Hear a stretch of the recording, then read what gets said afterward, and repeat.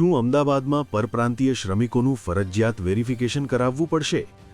શહેરના પોશ ગણાતા સેટેલાઇટ વિસ્તારમાં થયેલી કરોડોની ચોરીનો ભેદ ઉકેલવામાં ક્રાઇમ બ્રાન્ચને મોટી સફળતા મળી.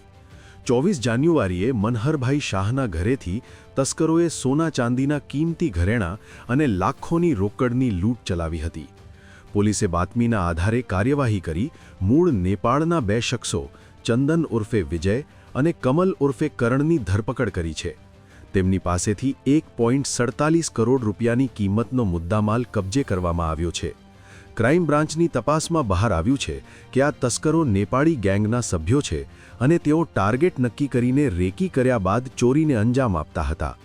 ચોરીનો માલ નેપાળ મોકલવાની તૈયારીમાં જ હતા ત્યાં જ પોલીસે તેમને ઝડપી લીધા. પકડાયેલા આરોપીઓ અગાઉ પણ ચોરીના ગુનાઓમાં સંડોવાયેલા હોવાનું સામે આવ્યું છે, જેના કારણે પરપ્રાંતીય શ્રમિકોના ફરજિયાત પોલીસ વેરિફિકેશનની માંગ ફરી ઉઠી છે.